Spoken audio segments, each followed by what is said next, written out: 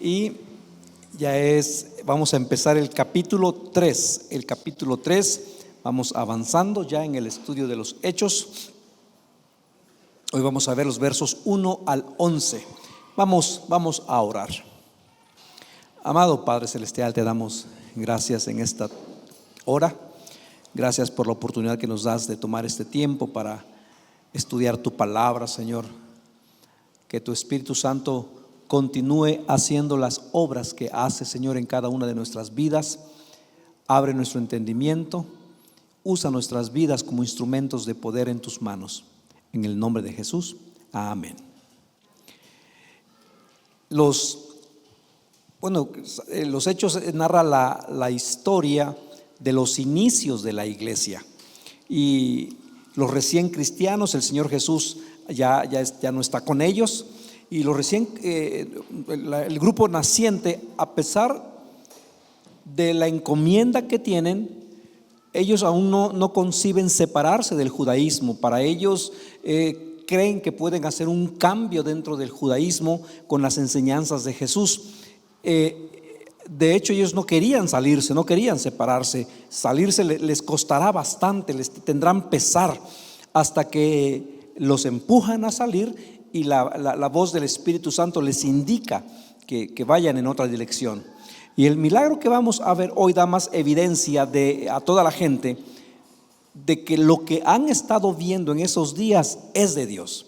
El viento fuerte que sonó en la casa donde estaban orando, el espíritu, como lenguas de fuego que se posaran sobre ellos, que hablaban en diferentes idiomas, todo lo que está pasando, toda esa conmoción.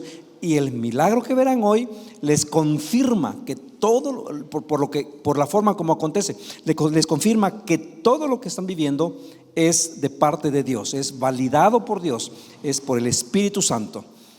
Como dice Hebreos 2:4, además Dios confirmó el mensaje mediante señales, maravillas, diversos milagros y dones del Espíritu Santo según su voluntad.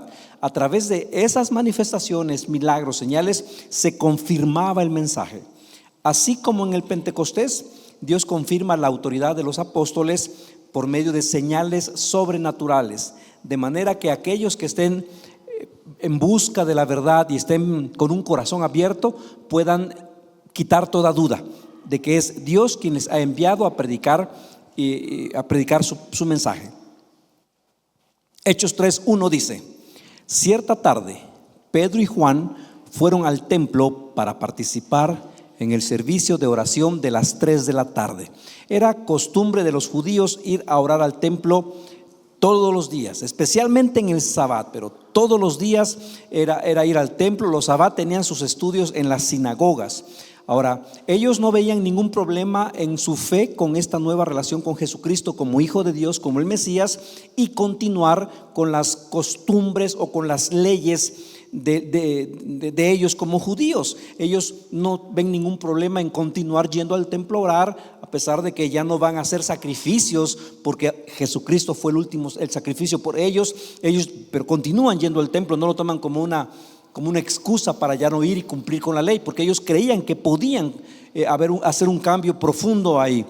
Como vimos la semana pasada, es tras la caída en el año 70 después de Cristo, que los judíos toman un control de las sinagogas y prohíben o dan ciertos requisitos para quienes pueden entrar a la sinagoga. Entonces son los judíos quienes le prohíben la entrada a los seguidores de Jesús a las sinagogas, y es así como se consolida que los discípulos o la nueva iglesia se empiece a reunir los días domingos como su día de adoración. Los judíos contaban las horas a partir de que salía el sol, típicamente a las 6 de la mañana, y de ahí contaban había 3 horas de oración: a las 9, a las 12 y a las 3. En el horario de las 3 era el más concurrido porque era la hora cuando hacían los sacrificios. Así que la hora en que Pedro y Juan van al templo es la hora donde hay más gentes, porque están haciendo más sacrificios. Pedro y Juan ya no van a hacer sacrificios, pero ellos consideran, porque la ley les decía, importante ir a orar al templo. Ellos siguen orando como lo hacían sus antepasados desde el tiempo de Daniel. Daniel 6:10 dice: sin embargo, cuando Daniel oyó que se había firmado la ley, fue a su casa y se arrodilló como de costumbre en la habitación de la planta alta, con las ventanas abiertas que se orientaban a Jerusalén. Oraba 3 veces al día, tal como siempre lo había hecho, dando gracias a Dios. Entonces era parte de la disciplina de todos los judíos, orar todos los días, 3 veces al día, desde Daniel, como ahora los discípulos que van al templo. Pedro y Juan se mencionan varias veces que van ellos dos juntos. Ellos tienen hermanos de sangre dentro de los apóstoles, que son parte de los apóstoles, pero ellos dos continúan unidos, están más unidos entre sí que con sus propios hermanos de sangre. Y esto se sigue sucediendo, ¿no es cierto? A veces hay lazos de amistad o hay vínculo de amistad con personas que no son nuestra familia, pero hay un vínculo que en ocasiones puede ser más fuerte que la del parentesco. Son diferentes entre sí. Pedro y Juan son muy diferentes, pero tienen un propósito en común. Pedro y Juan andaban juntos, se veían ellos como un poquito más abiertos a dar el evangelio a los gentiles, mientras que Santiago, hermano de Jesús, medio hermano de Jesús, se identifica más con los judíos y él era más tradicional, por así decirlo. Todo cambia después del concilio de Jerusalén, en el que vamos a estudiar en el capítulo 15, como por ahí dentro de 3 meses. Han trabajado juntos como pescadores. Lucas 5:10 dice: sus compañeros Santiago y Juan, hijos de Zebedeo, también estaban asombrados. Jesús respondió a Simón: no tengas miedo, de ahora en adelante pescarás personas. Desde ese momento que Jesús los llama, están juntos Pedro y Juan. Los dos juntos prepararon la Pascua. Lucas 22:8. Jesús mandó que Pedro y Juan se adelantaran y les dijo: vayan y preparen la cena de Pascua para que podamos comerla juntos. Juan es el que tiene contactos en el palacio cuando el juicio de Jesús, y es Juan quien le abre, quien hace lo necesario para que Pedro también entre. Juan 18:16 dice: Pedro tuvo que quedarse afuera junto a la puerta. Entonces el discípulo que conocía al sumo sacerdote habló con la mujer que cuidaba la puerta y ella dejó entrar a Pedro. Ese discípulo es Juan.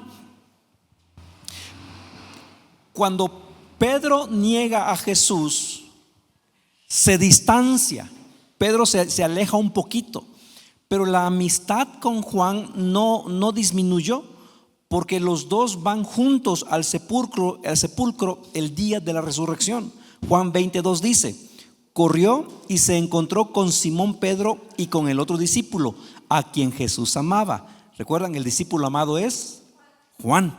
Les dijo: sacaron de la tumba el cuerpo del Señor y no sabemos dónde lo pusieron. Entonces vemos que Juan y Pedro andaban muy juntos. No sé si tú tienes un amigo o una amiga con la que siempre andas y compartes muchas cosas. Tal parece que así eran Pedro y Juan. Caminan y comparten muchas cosas. Es más, Pedro y Juan eran de los más cercanos del grupo de Jesús. Ellos caminaron con Jesús, lo acompañaban cuando iban a orar. Ahora Jesús ya no está con ellos físicamente, pero sigue estando tan cerca como antes a través del Espíritu Santo. Y el milagro que puede suceder es precisamente porque aunque Jesús no va físicamente y ellos apenas están entendiendo a qué se refería Jesús cuando les dijo: me voy, pero les conviene porque llegará el Espíritu Santo. Apenas están comprendiendo que aunque Jesús no va físicamente con ellos, sí va con ellos a través del Espíritu Santo. Verso 2. Mientras se acercaban al templo, entraba siendo cargado un hombre cojo de nacimiento. Todos los días lo ponían junto a la puerta del templo, la que se llama Puerta Hermosa, para que pudiera pedir limosna a la gente que entraba. Sabemos que el hombre tenía más de 40 años. Más adelante en Hechos 4:22 lo dice. Por esa señal milagrosa, la sanidad de un hombre que había estado lisiado por más de 40 años. Es este mismo hombre. Imagínense, 40 años. Bueno, después se nos dice que fue desde nacimiento. Sufriendo en lo físico, en lo moral, en lo espiritual.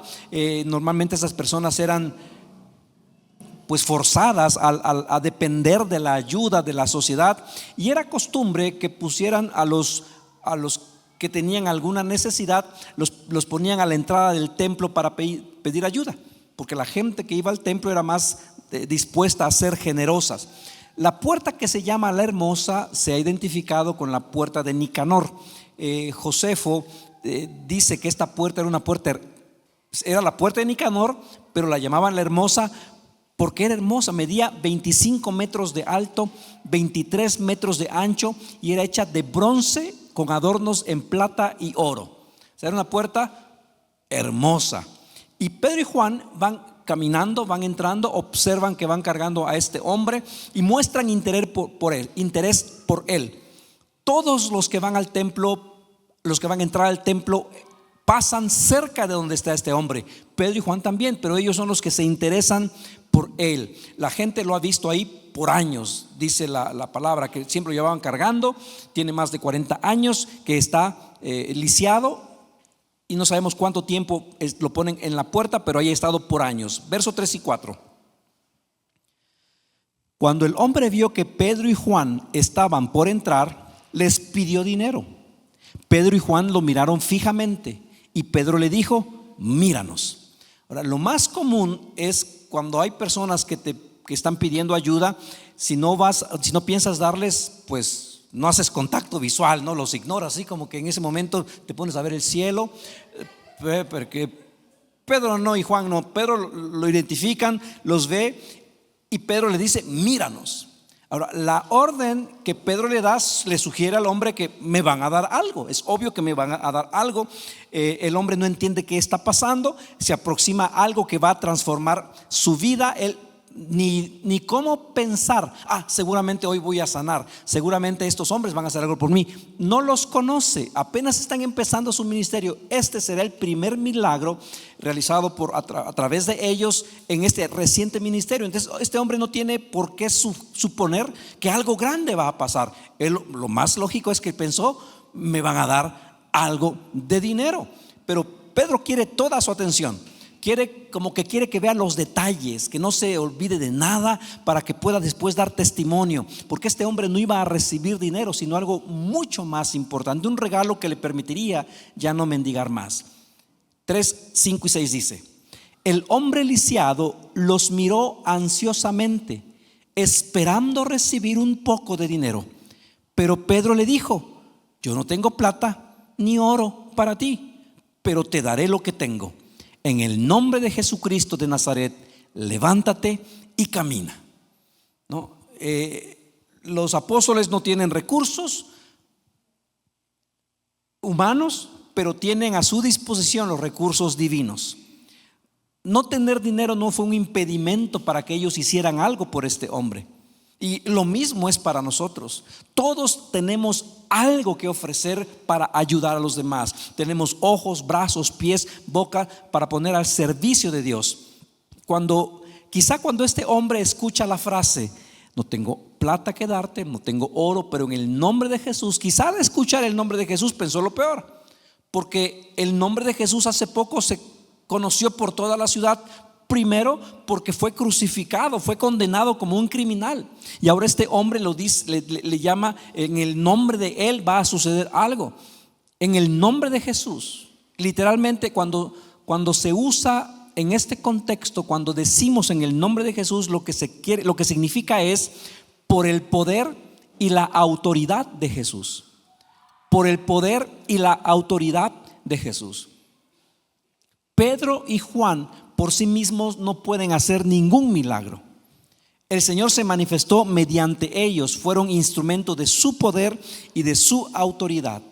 Y esto, hermanos, cuando nosotros decimos en el nombre de Jesús, oramos, pedimos en el nombre de Jesús, en ocasiones no dimensionamos la gran autoridad que hay en el nombre de Jesús. Pero no es como un mantra, no es como un cliché, no es como una fórmula mágica. En el nombre de Jesús sustenta la relación de la persona y la voluntad de Dios, obviamente. Y una vez más, entonces, el nombre de Jesús vuelve a hacer escándalo una vez más en Jerusalén, porque en el nombre de Jesús este hombre recibirá sanidad. Pedro exalta el mismo nombre que usó cuando fue la noche de Pentecostés, o el día de Pentecostés más bien. Lo vimos hace unas semanas. Hechos 2:38 dice: Pedro contestó: cada uno de ustedes debe arrepentirse de sus pecados y volver a Dios y ser bautizados, ¿qué? En el nombre de Jesucristo para el perdón de sus pecados. Es el mismo poder sanador que vemos en Lucas 10:17. Cuando los 72 discípulos regresaron, le informaron llenos de alegría: Señor, hasta los demonios nos obedecen cuando usamos tu nombre. Así de poderoso es el nombre de Jesús. Por eso oramos en el nombre de Jesús. Es posible que no tengamos recursos, el intelecto o unos expertos en oratoria, pero tenemos algo que Oaxaca necesita. Tenemos algo que el mundo necesita. Casa de Fe tiene algo que podemos darle a los demás. Quizá igual que Pedro, no es plata, no es oro, pero podemos darles el nombre de Jesús, presentarles el evangelio en el nombre de Jesús, y podemos también, y veremos, y hemos visto y veremos milagros, señales y prodigios. Verso 7. Entonces Pedro tomó al hombre lisiado de la mano derecha y lo ayudó a levantarse. Y mientras lo hacía, al instante los pies y los tobillos del hombre fueron sanados y fortalecidos. Estos detalles de la narración sugieren que Lucas entrevistó a alguien que estuvo ahí, o Pedro y Juan le dijeron a Lucas, o tal vez hasta el hombre sano del milagro le contó algo a Lucas. Es cuando Lucas dice: yo investigué, pregunté, busqué. Por estos detalles nos enteramos que fue así. La palabra tobillo y pies y tobillos es la única parte que aparece en la Biblia, en el Nuevo Testamento. Es la única parte que aparece esas palabras. El detalle de que Pedro lo toma de la mano derecha. Quizá Pedro recordó cuando Jesús sanó a su mamá, a su suegra. Dice Marcos 1:31: Él, Jesús, se acercó a la cama, la tomó de la mano y la ayudó a sentarse. Entonces la fiebre se fue y ella les preparó una comida. Es la primera vez que Pedro está clamando por un milagro en el nombre de Jesús. Tal vez está recordando, lo primero que se le vino a la mente es la suegra, no sé por qué, es otro tema, y cómo Jesús la sanó, ¿no? Y dice: no, Jesús la tomó de la mano, pues yo también lo voy a ayudar, y lo levanta de la mano. Y muchas veces en nuestra peregrinar espiritual, en nuestra vida espiritual, cuando Dios nos manda caminar en sus mandamientos, también nos da su espíritu que nos levanta. Yo no sé si en alguna ocasión tú te has sentido abatido, te has sentido frustrado, desesperado o cargado sencillamente, y no te queda opción más que ir en oración, y pasas un tiempo en oración, derramas tu corazón, derramas tus lágrimas, y después sientes como que hasta te levantas de una manera diferente. El hombre recupera la salud al instante. No hubo rehabilitación, no hubo ningún tratamiento para algunas semanas. Inmediatamente se pone de pie, algo que no podía hacer desde nacimiento. ¿Se imaginan ustedes? ¿Se imaginan la alegría? ¿Se imaginan el gozo? ¿Cómo no brincar? ¿Cómo no salir corriendo? Y todo esto no fue resultado de su fe. Él no esperaba ser sanado. Su fe no estuvo involucrada. El hecho del milagro solamente fue por el poder, el nombre y la gracia del Señor Jesús, quien le dio la fuerza y la habilidad en sus tobillos, en sus pies, para hacer algo que nunca había o podría hacer. Y esto es lo mismo para nosotros. Quien nos capacita es el Espíritu Santo, quien nos da el poder, la habilidad, la gracia para hacer quizá las mismas cosas, pero las mismas cosas, pero de manera diferente. Es cuando hacemos las cosas en el nombre de Jesús. Un hermano nos daba un testimonio en una ocasión de un trámite que estaba haciendo y se le atoró el trámite, cosas que casi no pasan aquí en la ciudad, pero y fue, y después dice, salió y después se acordó: yo voy a orar en el nombre de Jesús, y oró y regresó, y en esa ocasión, en ese momento, se le solucionó ese trámite. Lo mismo, pero de manera diferente. Todo esto son señales. De hecho, la palabra en el original para milagro en realidad se debió traducir como señales. Y la señal dirige hacia algún punto, la señal es con algún propósito. Y en ese momento era que todos los que están observando, la gente que está viendo, que conoce a ese hombre por años que ha estado cojo, que no camina, que puedan ver esto, escuchar cómo sucedió y que lo relacionen con el Señor Jesús, porque era una promesa de lo que el Mesías haría. Isaías 35:6 dice: el cojo saltará como un ciervo, y los que no pueden hablar cantarán de alegría. Brotarán manantiales en el desierto y corrientes regarán la tierra baldía. Los judíos querían una señal.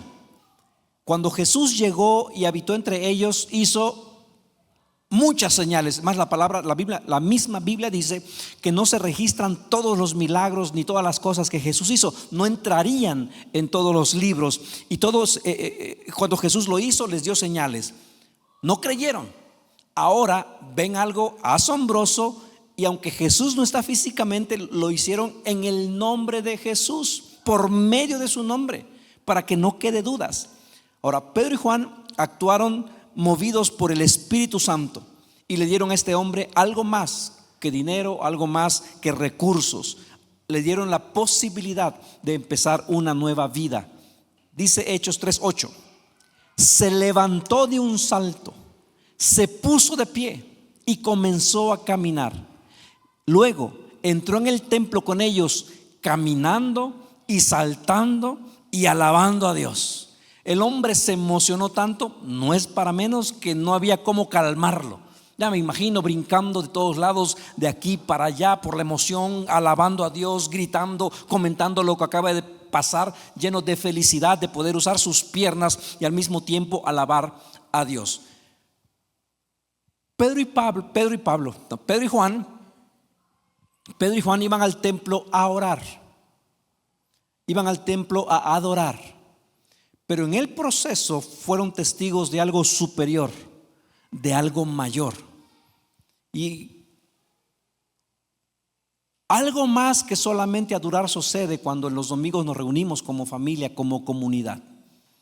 Algo más que solamente expresar nuestra adoración a Dios. Cuando estamos en comunidad, en casa, en la iglesia, algo especial sucede. El Espíritu Santo está aquí. Por eso debemos ir como decía la semana pasada, con expectativa, con emoción. Gracias a Dios que nosotros no pasamos por un proceso así para después decir: bueno, ahora voy porque puedo caminar. Pero cada día que nos despertemos, ¿a poco no es una bendición a estas alturas? El tener alimento, ¿a poco no es una bendición a estas alturas? El tener en familia, ¿a poco no es una bendición a estas alturas? Entonces, ¿cómo no ir? ¿Cómo no reunirnos? ¿Cómo no buscar a Dios? Los que han experimentado la obra de gracia de Dios, deberíamos dar evidencia de esa gracia que hemos recibido, manifestándola. Entonces, siempre que podamos pararnos cada mañana, gracias Señor. Siempre que podamos caminar, dormir, gracias a Dios. La bendición recibida se perfecciona cuando es debidamente agradecida. Si no agradecemos, algo se va perdiendo. Así que cuando recibamos, por eso a veces algunas personas no me lo han dicho así, pero me lo han hecho saber, como que cuando contestas gracias a Dios y primero Dios, como que no, ¿por qué primero Dios? Tú di que sí, tú di. No, realmente es todo, es gracias a Dios. Aunque parezca para ellos cliché, para nosotros sabemos que no es así. Realmente estamos agradeciendo las bendiciones que Dios nos da. Y nosotros en este mundo en ocasiones somos la luz del mundo para iluminar en lo espiritual, pero en ocasiones somos la sal de la tierra. Y en ese entonces la sal se usaba para preservar, para sanar a esta sociedad. Este hombre se levanta y lo primero que hace no es decir: voy a ver a mi familia. Lo primero que hace no es decir: bueno, voy a ver a mis amigos. Lo primero que hace es entrar al templo. El que había estado incapacitado por más de 40 años está gritando, brincando, corriendo en el templo, y tanto con sus palabras como sus acciones son testimonio vivo algo milagroso sucedió. Verso 9. Toda la gente lo vio caminar y lo oyó adorar a Dios. Quienes ven ese milagro no les queda más que reconocer algo asombroso está pasando aquí. Quizá en forma de pregunta, ¿qué ha pasado aquí? Pero lo que ha pasado es asombroso. ¿Qué es lo que estamos experimentando? Las 3 de la tarde, recordemos, era la oración más concurrida. Entonces son muchos quienes ven al hombre sano, quienes conocen su condición, lo vieron postrado en la entrada de la puerta de la hermosa y se asombran. Verso 10. Cuando se dieron cuenta de que era el mendigo cojo que muchas veces habían visto junto a la puerta hermosa, quedaron totalmente sorprendidos. Porque este hombre no era un forastero, no era un visitante, no era que, pues quién sabe quién es, a lo mejor estaba malito de la pierna. No, lo han visto ahí por años, lo reconocen. Los apóstoles no pasaron de largo, actúan bajo el poder de Dios y el pueblo está maravillado, sorprendido. Nunca habían visto algo así. Bueno, sí, pero no lo habían querido creer.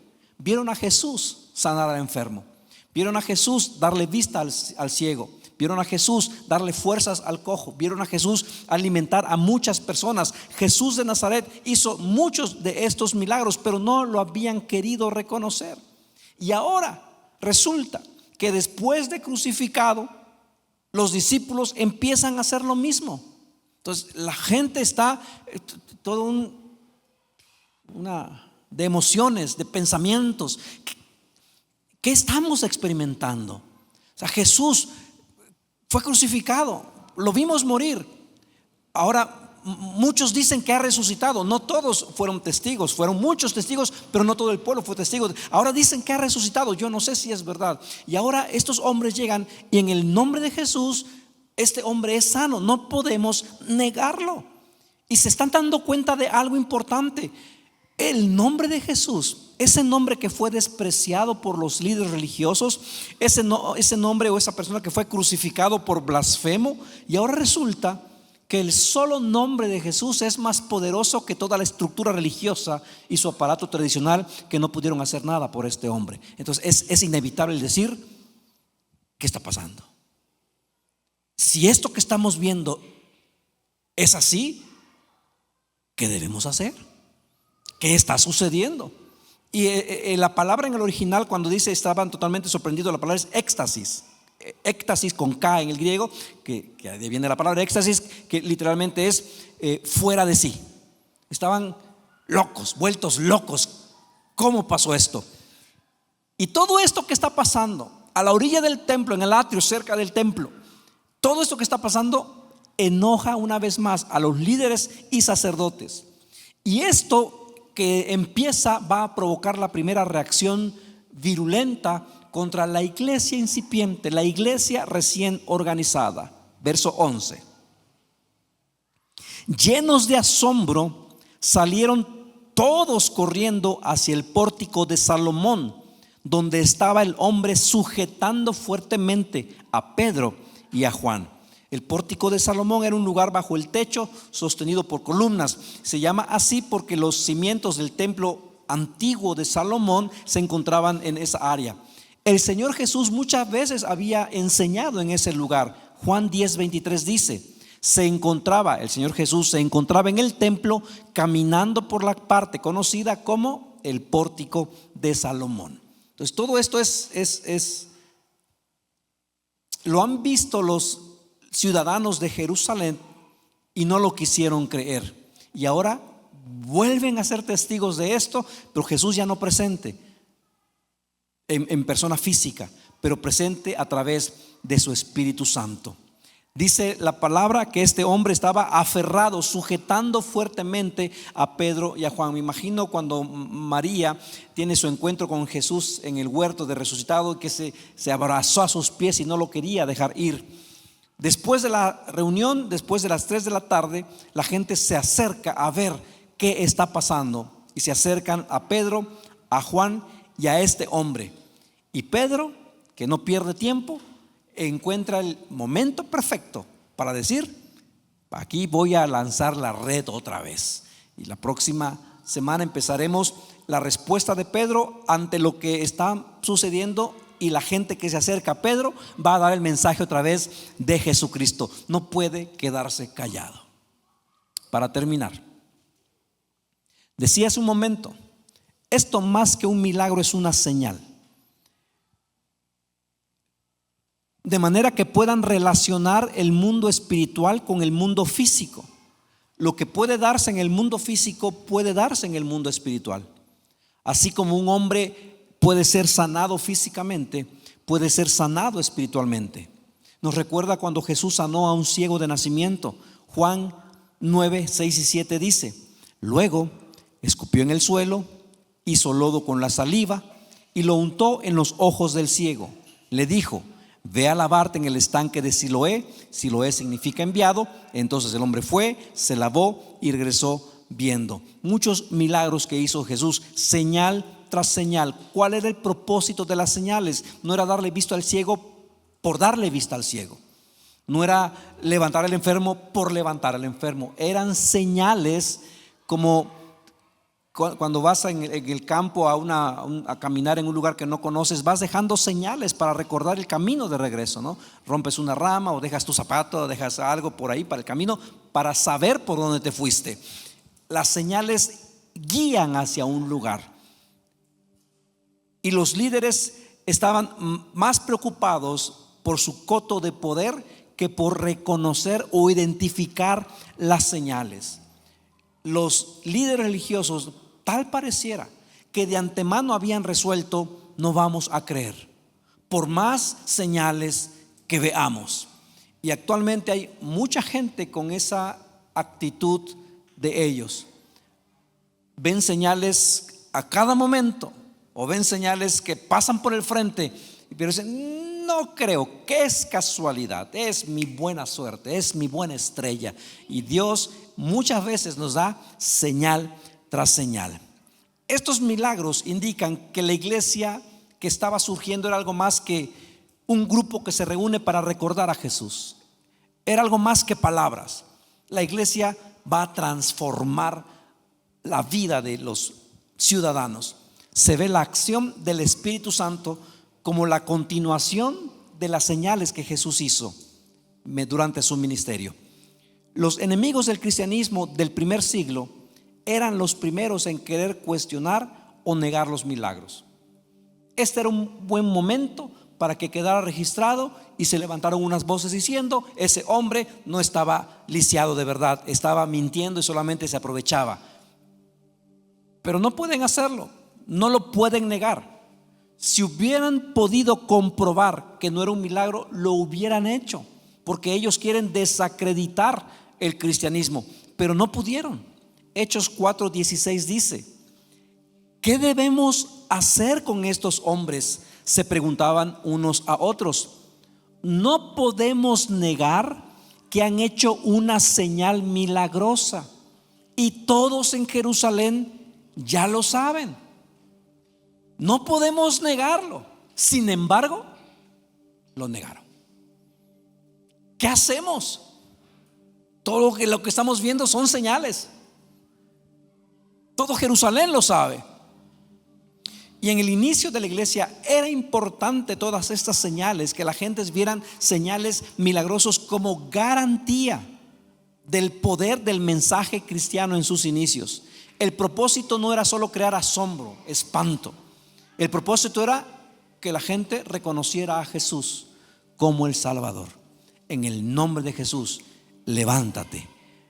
Querían que los milagros pudieran ver en los milagros el cumplimiento de la era mesiánica, como dijeron los profetas, pero la gente no lo entendió. Juan 6:26 dice: Jesús les contestó: les digo la verdad, ustedes quieren estar conmigo porque les di de comer. ¿Cómo dice? No porque hayan entendido las señales milagrosas. Y aquí podríamos hacer una pregunta personal. Quiero estar con Jesús porque me da de comer, porque para que haga un milagro en mi vida, para que me resuelva un problema, o porque realmente creo que es el Hijo de Dios, que murió en esa cruz por el perdón de mis pecados. Por eso me rindo a Él, me entrego a Él, haga o no haga milagros. Esta gente dice: me buscan porque quieren comida, pero no han entendido las señales milagrosas. El propósito de las señales milagrosas era que ellos entendieran, reconocieran, aceptaran que Jesús era el Mesías, que Jesús era el enviado de Dios, que Jesús es Emmanuel, era Dios con nosotros. Y la verdad, Dios sigue haciendo milagros por todos lados, pero no todos lo quieren ver. No todos lo quieren ver. No todos tienen ojos para ver. Cuando un pecador reacciona en obediencia, encuentra nueva vida y el poder para levantarse y andar por los caminos de justicia. Y este es el escenario que el Espíritu prepara para una segunda predicación de Pedro. La primera vez Pedro se dirige a un grupo selecto, a un grupo de piadosos que seguían todas las normas del Antiguo Testamento. Ahora en el templo está un grupo más general. Están cristianos que van a orar, pero también están los curiosos que se acercan para ver qué ha pasado.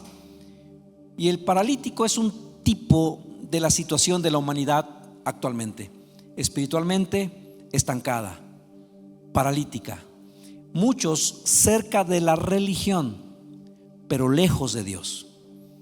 Una humanidad que busca los favores o que busca resolver su situación apelando a los favores de las personas, pero las personas nunca podrán solucionar de fondo el problema del hombre. El problema del hombre es espiritual. El problema del ser humano es el pecado. Este hombre, cojo de nacimiento, espiritualmente, como nosotros, de forma espiritual, nosotros también estábamos incapaces de andar de manera que agradara a Dios. Adán tuvo la primera caída y pasó su cojera a todos los descendientes. Este hombre pobre, pecador, como nosotros, estábamos en bancarrota con Dios, sin poder pagar la deuda tremenda que le debemos. Este hombre está fuera del templo, como todos los pecadores, separados de Dios, por muy cerca de la puerta que crean o que puedan estar. No es suficiente estar a la puerta, es necesario entrar. El hombre fue sanado de manera total por la gracia de Dios. Dice Efesios 2, 8, 9. Y con este verso termino. Este verso subráyelo, guárdelo, memorízalo. Dios los salvó por su gracia cuando creyeron. Ustedes no tienen ningún mérito en eso. Es un regalo de Dios. La salvación no es un premio por las cosas buenas que hayamos hecho. Así que ninguno de nosotros puede jactarse de ser salvo. Estábamos paralíticos como este hombre, incapaces de llegar a Dios. La Biblia lo dice: nosotros amamos a Dios porque Él nos amó primero. Si no fuera por ese primero, seríamos incapaces de llegar a Él. Este hombre fue la evidencia de lo que Dios había hecho, andando, saltando, brincando, alabando a Dios. Sigamos su ejemplo y no dejemos en el olvido ese primer amor. No dejemos en el olvido el gran amor de Dios. Manifestemos gratitud, manifestemos honra, manifestemos adoración, manifestemos obediencia, manifestemos entrega, porque el amor de Dios nos ha rescatado de la deuda eterna. Cuando Dios nos llame a su presencia o cuando Él venga a esta tierra, seremos llamados a su presencia. Ninguno de nosotros lo merece, porque no es un premio por las cosas buenas que hayamos hecho. Todo es por su gracia. Es un regalo de Dios, pero es un regalo que costó la sangre de su Hijo. Un regalo que no podría, de esos regalos tan caros que la única forma de que uno lo puede obtener es cuando te lo regalan. No hay algo que dices: no, yo nunca. a menos que te lo regalen. Así es la salvación. Y este hombre lo experimentó de primera mano, y nosotros también lo hemos experimentado, porque nosotros hemos reconocido a Jesucristo como nuestro Señor y como nuestro Salvador, y hemos pasado de muerte eterna a, deberíamos brincar como locos cada domingo, adorar como si fuera el último día, rendirnos como si fuera el último día, cada día, pero el domingo en comunidad. Aquí es el lugar donde todos podemos volvernos locos y nadie nos va a ver raro, en alabar, en llorar, en levantar las manos, en postrarnos en adoración, en danzar, en expresar nuestra gratitud a Dios por tanta gracia derramado en nuestras vidas. Palabra de Dios. Vamos a orar. Amado Padre Celestial, estudiar este primer milagro que realizó el Espíritu a través de Pedro y Juan es interesante, por decirlo menos, y es asombroso.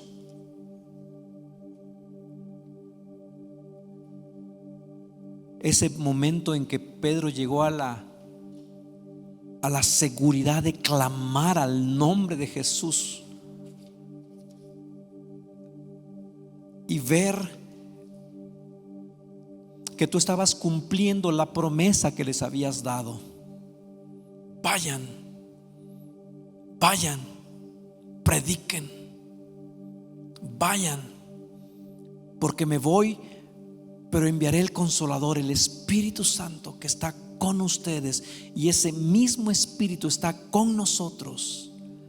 Señor, entonces ayúdanos a tener más intimidad contigo, a conocerte más, de tal manera que cuando hablemos y oremos seamos respaldados por esa presencia de tu Espíritu Santo que nos has prometido. Señor, aumenta nuestra fe. Las crisis de la vida, las prisas de la vida, Señor, en ocasiones nos lleva a perder la vista, a perder de vista lo importante. Que nosotros que estamos estudiando cada semana, Señor, podamos aplicarlo cada día. 5 minutos más de oración, 2 minutos más de meditación en tu palabra, un tiempo más de estar contigo, Señor. Perdónanos, Padre, porque en ocasiones nuestra orden de prioridad está equivocada. Padre, es verdad, anhelamos los milagros que sucedieron en el primer siglo, pero no sacrificamos lo que estos hombres sacrificaron en el primer siglo. En ocasiones queremos la máxima comodidad posible. Perdónanos, Señor, y úsanos como instrumentos en tus manos para que nuestra familia, nuestro barrio, nuestra colonia, Oaxaca, sepa que tú eres Dios, que tú sigues actuando en nuestras vidas, que tú sigues siendo todopoderoso, sigues haciendo milagros, sanidades, señales y prodigios. Gracias, Señor, en el nombre de Jesús. Amén.